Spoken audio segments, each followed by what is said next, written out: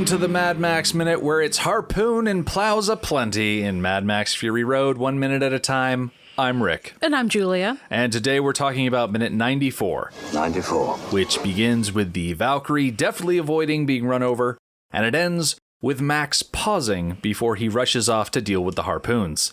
Joining us this week are a trio of podcasters known simply as the Midnight Boys. It's Rob, Joe, and Duff from the not at all confusingly titled A Free Podcast.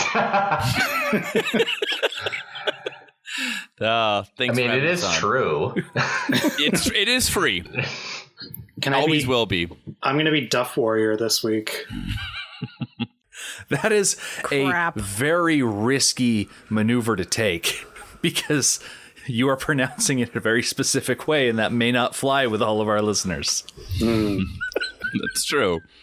We cannot figure out how to pronounce Doof Warrior correctly. Yep. We've been told it rhymes with roof and poof. Poof. Does it have an umlaut? But it doesn't rhyme with hoof, I think is what it is. Yeah. Which all of those things sound the same to me. Never heard of a hoof. I know of a hoof. Yeah. So I don't really know Is this just one of those things where people argue about pop or soda or something and there's really no right answer? Yes. It's like Coven and Coven. Yeah, there's a very specific way. That has a real answer, though. I mean, all right. Well, now you're bringing our local bias into the picture here. Which is Coven? What? Coven, the From American movie. Yeah. Oh, you're a Minnesota boy. You can't. Yeah. You don't get it. Well, I was about to say that George Miller pronounces it a very specific way, but I'm not anywhere near as well spoken as George Miller, so sometimes I just throw up my hands in defeat. What can I do? That's fair. But I'll tell you one person that never throws up their hands in defeat. It's the Valkyrie, who even though she was thrown from her motorcycle that she was riding on when the woman driving the thing was maced in the face by an actual ball and chain, she does that superhero landing, rolls over, and deftly avoids getting run over by one truck just to pull out a gun and start shooting at another one. It's pretty badass. The other day, Rick and I were with some friends and we were talking about our celebrity lists. I got to put the Valkyrie on my celebrity list because this scene with her hair like flying all over the place, it's really hot. Before she gets hit by the car. Before. Okay. Good one, Rob. Well, it's not surprising because when we were talking about Megan Gale when she was introduced, I said she was going to be Wonder Woman when George Miller was in charge of the Justice League movie. Yeah, and I definitely see that. Mm-hmm. When was that? What alternate Earth was that I want to go to? Yeah, a better one than this one? Yeah, forget the Snyder cut. Release the Miller cut. Yeah. But the George Miller cut, not like the Mark Miller cut. yeah. And the correct George Miller. Right. Not the one that did Man from Snowy River. The one who did Babe Pig in the City. Yes, and Happy Feet. And Mad Max. And Mad Max. Has Lorenzo's Oil just been erased from history? What a weird movie. Oh, man. We very rarely think of Lorenzo's Oil. I don't think I've ever once thought of it. My mom thought it would be a good idea for our family to watch that on pay-per-view when it first came out. So I would have been like, Go on. I'd like to know more. How old were you and what was the occasion? Well, just a Saturday family movie night? It was Duff's birthday. Yeah, let's watch this movie about a dying child and fighting parents. Yeah, it's based on a true story, right? About like some kid with some very rare thing. That's all I know. Yeah, and the only other noteworthy thing about that movie is it had a good joke on The Critic where he refers to it as a combination of fantasy and crap, Fanta crap. It's about the importance of good lubricant. Yes. Is that what that movie's about? Yeah, well, I haven't seen it. Sure, why not? Like, Who's to say otherwise? It has Nick Nolte. I mean, it's got that going for it, I guess. Former sexiest man alive, speaking of list. That's right. Emphasis on former. He did his best to really burn that one to the ground, didn't he? Like, well, not a lifetime role.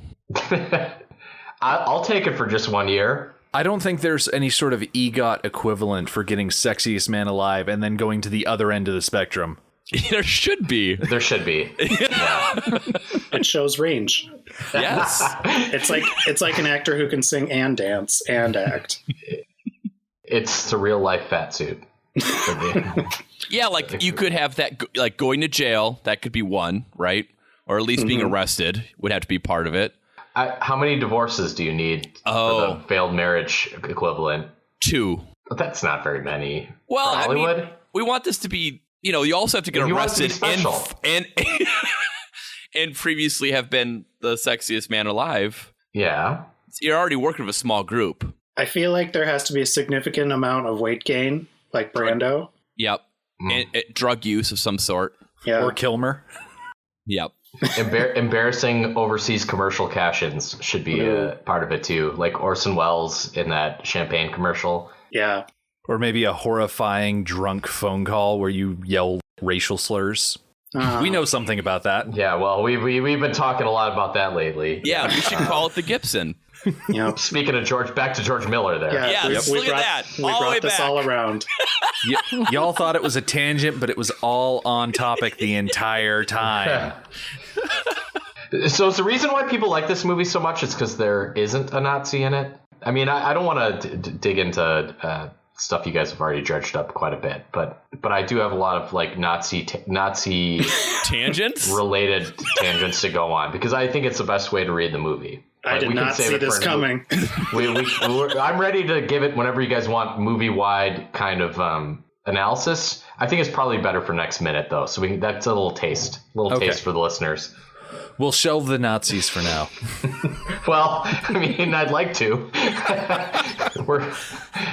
I'd rather run the Nazis. I guess my tease would be I think think that's what this movie is about, is shelving them. But we'll save that for the next minute. I'm going to make a note. So I made mention of Kilmer as we were talking about people who get bloated over time. I just watched Magruder for the first time last night. Speaking of bloated Val Kilmer. But I bring him up because the weapon that the Valkyrie pulls out is a Winchester Model 1892, which for people that are gun buffs out there will know that it's a lever-action repeating rifle designed by John Browning as a smaller, lighter version of his large-frame Model 1886, which replaced the Model 1873 as the company's lever-action for pistol caliber rounds, such as the 4440. Rob Joe, you've seen the 1873 version of this rifle in action when you were talking about Tombstone. Big gun guys, Rob and I. Long-time listeners know we're real into guns. Gun twirling. And that's really, if you go back and listen to the archives of Tombstone Minute, you'll get a lot of gun analysis, model by model. That's what we kind of take deep dives into because we're big gun guys. Rob, I'm not mischaracterizing our show, am I? One of the few emails we got from a listener while we were going was we made fun of the idea of twirling a gun and how it doesn't look very hard. And this guy wrote how difficult. I stand by it. Doesn't look that hard to me. I was not convinced by the email. It looks super easy. If I recall, wasn't there going to be a video of Joe trying to twirl a gun? I think we promised that, but it never happened. We promised a lot of things. Yeah. Rick and Julia, are you guys gun people? Like, if you turn the camera, is there just a wall of guns behind you? No. No guns. Do you guys happen to reside in gun country? I mean, all of our country is gun country, but there's degrees to it. Yeah. Yeah, I was hoping it turned out you were like the couple in Tremors who just the other side of the trailer is just a line of shotguns and high-powered rifles for shooting varmints, coyotes. Gotta be ready for varmints. Yeah, brats. Or graboids or whatever they're called. I'm sorry, we really threw you off track there. You do edit this in post, right? Oh, absolutely. Okay, good. Yeah. I don't have to feel as bad then. I'll make you guys sound halfway decent. Good luck with that. He'll give up at some point, though. Yeah. As our listeners will probably tell you, the amount of editing that I do on guest tracks works on a sort of downward arc over the course of the week. So on Monday, you guys will sound really articulate and just great. Yeah. And then by the end of the week, you'll sound like babbling morons because I won't cut any of your stuff out. Yeah, also that's a better ratio than any of our other shows.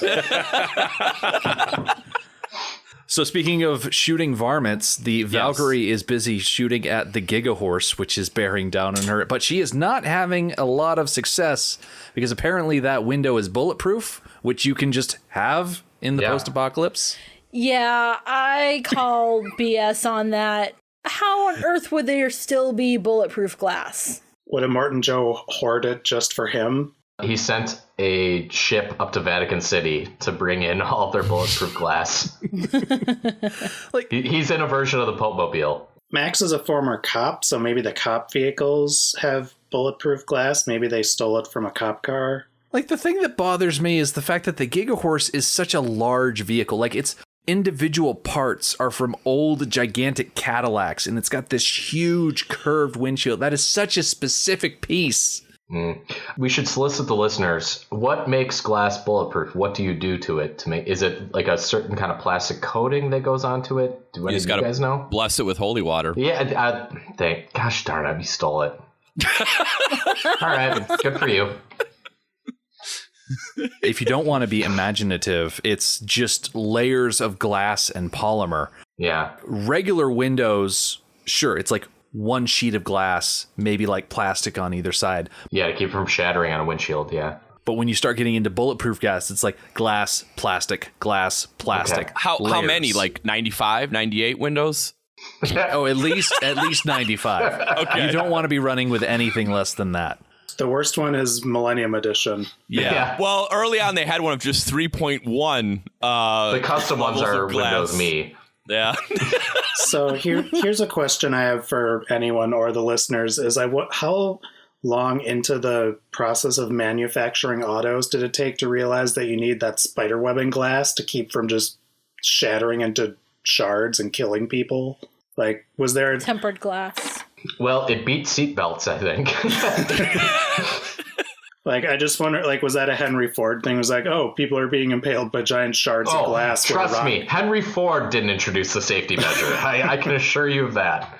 I'm just curious. Well, I can't even hazard a guess. Yeah. About 1936. wow. 1936 is when it happened? Yeah, oddly enough, it gives a range from 1936 to 1959. That's a big range. It is a big range.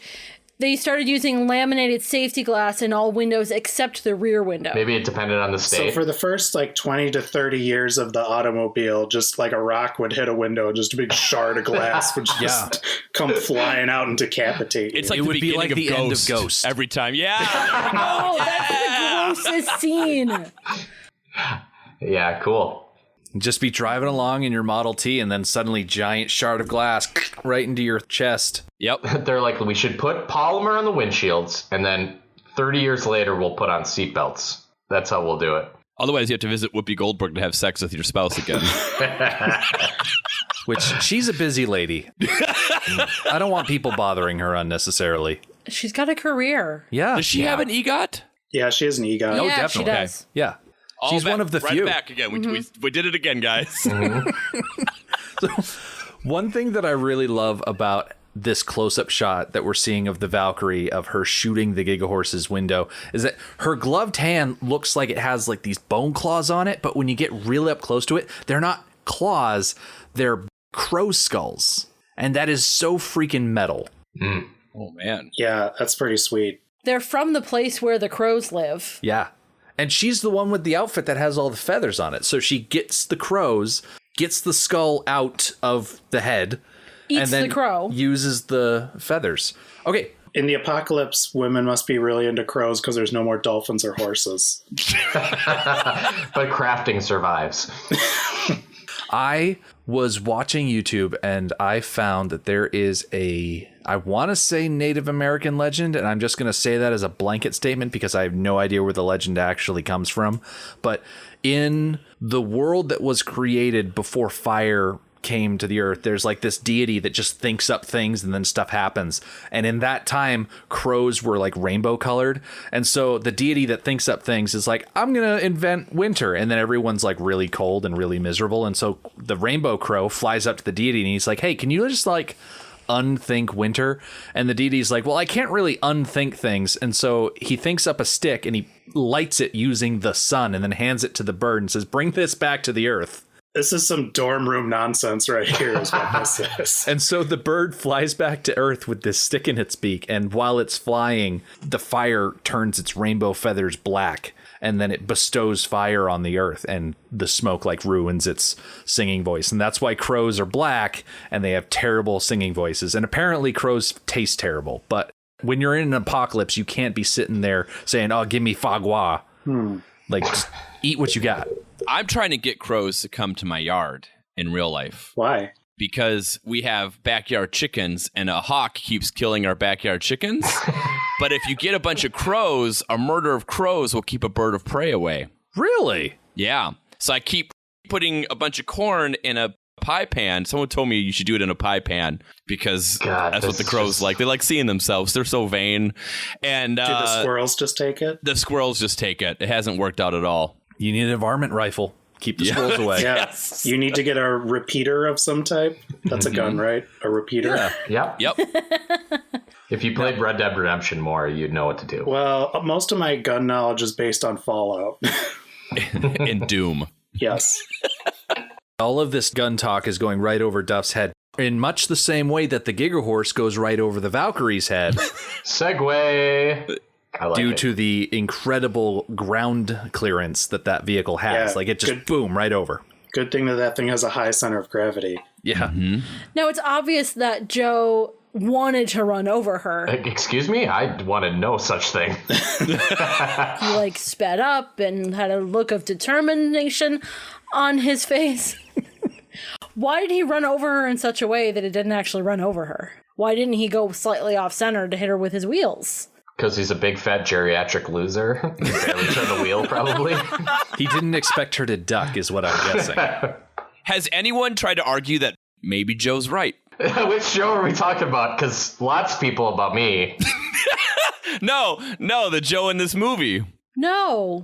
Have you seen the movie? Yeah, I'm just curious. Let him talk. Let him talk. So I thought this wouldn't happen till later in the week, but I was here we wondering go. why Rob brought a shovel to this. I'm interested in your pro Immortan Joe argument. I don't have one. I'm just curious if anyone has and if I need to develop one in the next couple episodes. Please don't. I'm sure if you go on Reddit, someone has a pro Immortan Joe probably. argument. Yeah, people who are pro-rape. Yeah. Like Reddit. Well, That's what it says when you go there. again, we're getting into territory for tomorrow. I'm not pro Joe, either one. Bold take. That's not nice, but okay. But I don't do a podcast with the other Joe, so that should mean something to you. I will say if he tried to veer to hit her, they are driving on sand and it doesn't have a lot of great traction, and he's driving the equivalent of an SUV, so it might roll over. So maybe he just knows you gotta just bear ahead. I think he also looks at the Valkyrie as small potatoes. Yeah. Like someone that he can just absentmindedly drive over because she's attacking him On the ground with a gun. Yeah, in a futile manner. That's what I was trying to say. She's not really a threat. Right. That they're going to be miles away, and she's got no vehicle, so yeah, no, not a threat. Yeah. Well, they solved that problem. Yeah, because after Immortan Joe drives over Maddie and the Valkyrie pops up and she keeps on shooting at the Gigahorse because she's going to throw as much ammunition down range as she's got in that rifle. And behind her, she doesn't see, and neither does Maddie because her goggles got smashed in. But the People Eater, gigantic, gross human specimen that he is, takes control of his rig thing and decides that if Immortan Joe isn't going to run over these women, that he is. And I describe him simply as gross. That works. I feel That's like it's a good very description accurate. for almost every man in this movie except for Tom Hardy. Yeah. Max, excuse me. And maybe the brother guy, Oh, Nux? but he's a little too bulky for my taste. Rictus? Oh, Yeah, Rick. Oh, sure. I don't know the yeah. name. I Something erectus. Rictus erectus. Yes. I don't do. We have a strict no research policy in this, on our recording, so I'm not looking up names. You guys would have fit in great on the You Are Awaited podcast, but we're 3-4 years out from that one. The way that the People Eater takes control of his limo, runs over the women, and then he does that weird, like, tongue, like, licking his lips type of thing. Yeah, It's just, if there was any reason not to like him before, like, he just keeps exhibiting behaviors that make you like him less and less and less over the course of this movie. What happened to his nose? Does he have that there so people don't know when he's lying? I'm more interested in what happened to his foot. A lot of water weight. Well, this is a very irradiated post-apocalypse, so I think that answers both questions. I think that's what happened to his nose and his foot. Who's making his suits in the apocalypse? Because he has to have those tailored. Right? Yeah, someone's got to snip the nips off. Okay, whoever is making his suit should be fired because they're doing a crappy job making the holes. Well, that all depends on your criteria. Like, they're just like chopped holes. It's not done well. It's not like there's a seam. Yeah, it's not like there's a hem and maybe a flap that can be buttoned up or then let loose. Like, you could do that a lot nicer than it has been done. In the apocalypse, a hole's a hole. I think that's the motto people use. Yeah, that's in Morton Joe's policy too. Yeah. Yep. Oh boy. I've never seen this, and it's always made me mad. But there should be a tailor shop called Ernest Hemingway. But like Ernest spelled like, you can really trust him. Yep. But I've never seen it. You should start one. This is your opportunity, your big break. Well, I don't have any skills. Yeah, he loves to propose small business ideas, but he never follows through on any of them. No. Rob, you got to use that big podcast money that you've got rolling in from doing a free podcast. Sorry, I'm trying to stifle my laughter from what I'm saying. But use that capital and pay it forward to small business people in your area. Open up my own seamstress shop. Yeah. Find someone who really wants to have their own storefront. You'd be like, listen, I've got money from my free podcast. That should be the name of your Etsy account.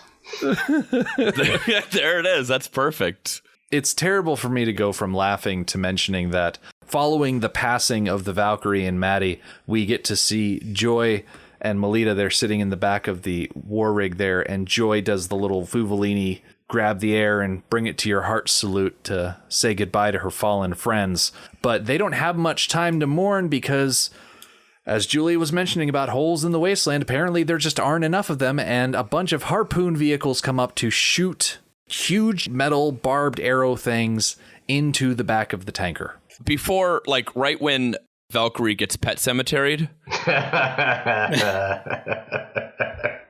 wouldn't there be a lot of, does Max see this? Because we see this vision of, this girl throughout the movie of being hit by a car kind of the same exact way. And this is the only time in the movie that we actually see someone hit that way by a vehicle. You would think that would have, a pretty big emotional resonance for him. We haven't seen him yet this minute, but Max is up by the fifth wheel. Yeah. Working with someone else to unscrew the bolts. That's right. So that way they can dump the tanker at the pass. But if he had been up on top of the tanker, that probably would have triggered something in his mind. You would think so. It's a shame they didn't do that because in the movie, it's not really explained to us about who this girl is and why he keeps seeing her being run over in the way that we do. Mm-hmm. And it would give those memories a purpose if he saw it happen to the Valkyrie in a very similar fashion and be affected by it. But he doesn't see that. He isn't affected by it, so those scenes remain pointless. Isn't it his daughter? No. Duff. Visions he has? How could you say that he had a daughter? Everybody knows that he had a 1.5, 2-year-old son that played with guns in the living room. Are you guys able to turn off his mic, or I don't just trust I don't remember the first one very well. I remember the Road Warrior better. Oh, that's I'm just gonna have to kick Duff from the recording for the rest of the week. No. A criticism that I have of George Miller is that he put comic book material in the movie when most people don't even know that there is a comic book. And that's who this girl is. She's from the comic book. But does it matter? Because as someone who's somewhat familiar with the Mad Max movies, kind of what I enjoy about Fury Road so much is that it works without any previous knowledge. Yeah.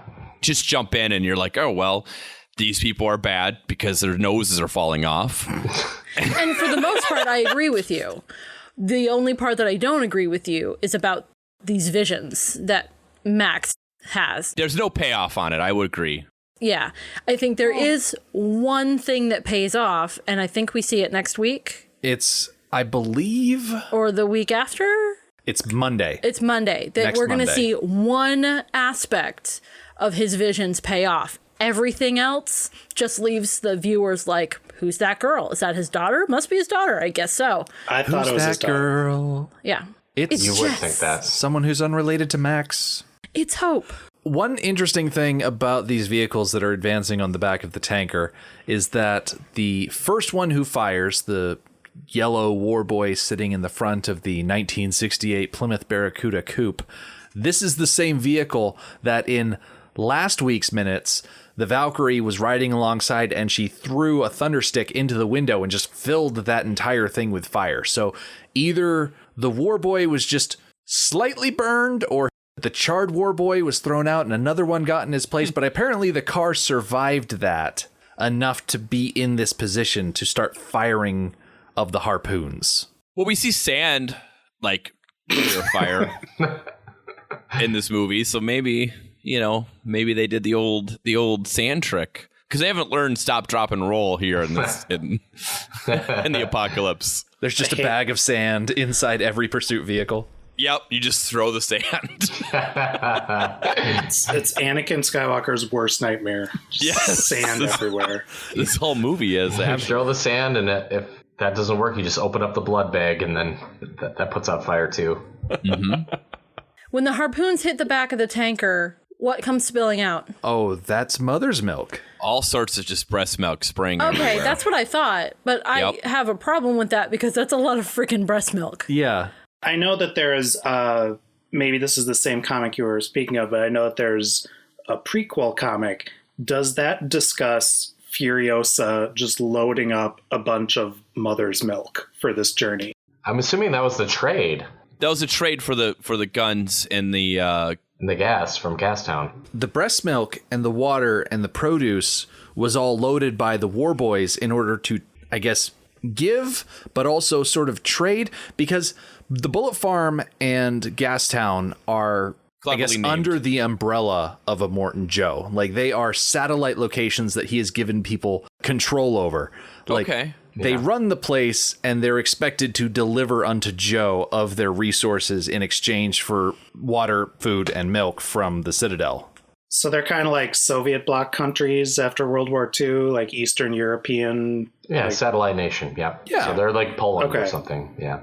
So why don't they just empty the milk, the milk trailer as soon as they are clear of the town? They're like, well, we're not trading this anyways. Because it's sustenance. Yeah. Oh, so they're willing to use mother's milk as sustenance then? Oh, absolutely. You Yeah. gotta No, get your it comes calcium. from slave labor. You can live only on breast milk. Especially if you're an infant. It has everything you need. Follow-up question. I apologize if this has been addressed on the show already. How long can that stay good in a non-refrigerated trailer? Not hours. long. A couple of hours, which is why I'm so concerned, because Okay. just to gather enough milk to fill this tanker, and the tanker is portioned off. It's not like the whole thing is full of milk. Yeah. Some of it is full of milk. But no matter how small the section of mother's milk is, they had to store it long enough to accumulate that much. The milk was already bad by the time it got to the tanker. And it's been 3 days, I believe. Guys, this tanker must smell terrible. George Miller, do better. That's what we're saying here. Respect the milk. This is milk that's been sitting in the sun for multiple days. It's gotta just stink. And it has been a while since we've seen them consume it. They used it to wash blood off of themselves and cool down an engine. We haven't actually seen them drink it. I imagine that after 3 days, it probably separates into some sort of curd and whey situation. Under the bottom of the trailer are a bunch of nipples. Well, yeah. How else are you going to get it out of the trailer? Yeah. Like 18 cows ran up to the trailer to just suckle. Like little calves. It's like that weird creature Luke Skywalker milks in The Last Jedi. Yeah. It's just like that. Also, anyone who's had experience with breast pumps knows that you can't resell a breast pump. That's done. That's a one person thing. Seriously, you can't get rid of You one. can if you change the well, tubing. yeah. Same with I penis believe pumps. you, but it just seems like you can't sterilize it. Like there's just too much of a stigma, or Yeah, I don't know. Between milking mothers, there are no stigmas. Yeah. And all you have to do is change the tubing. The tubing is one person and you're done. Yeah, that's true. The pump, I suppose you can still. What I've are got you a guys pump in my talking about? upstairs. Someone wants it. This needs new tubes. isn't it like 10 years old? Well, not like 6 years Yeah, old if now. you offer that on like Facebook or something, somebody will come get it. Oh, yeah. You can sell just about anything on Facebook. And it's some like single dude who's 60 too.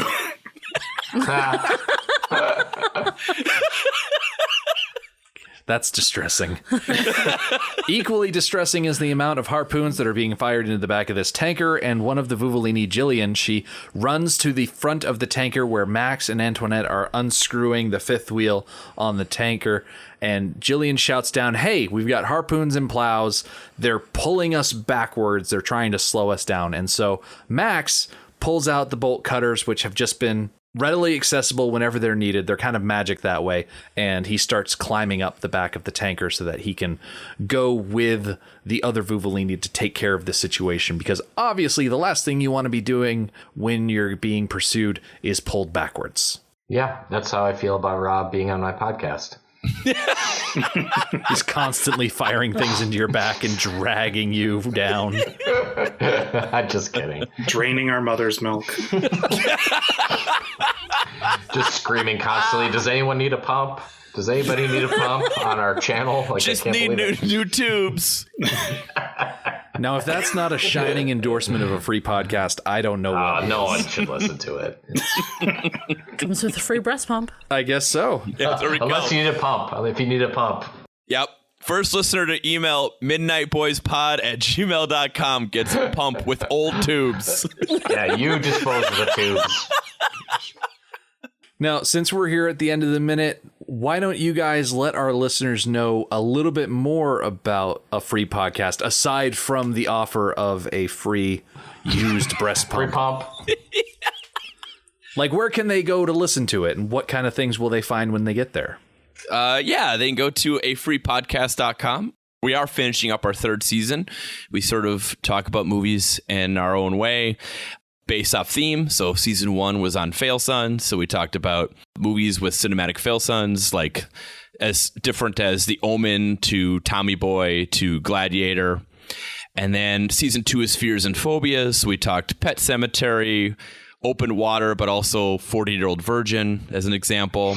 And we are finishing up summer of 1997. So we're looking at movies that were released that summer. So that goes anywhere from Con Air to My Best Friend's Wedding to our most recent episode coming out soon will be Speed 2 Cruise Control. Do you guys like G.I. Jane? No, we don't. That was the appropriate amount of silence for that question, too. That's exactly Because we talked about that one, too. Nice work, Duff. So, yeah, freepodcast.com. freepodcast.com. Yeah. You need to have the qualifier on there, otherwise you'll get lost. Otherwise, you just get a bunch of expired domains that are grabbed up by like GoDaddy, and they're saying you can buy this domain for $10. Well, you certainly don't have to buy any domains from us, because we are going to be coming back on Wednesday when Max and Joy will work together to get rid of the harpoons and plows. Antoinette will get blindsided by a chunk of the rig being torn off, and the polecats will move into attack.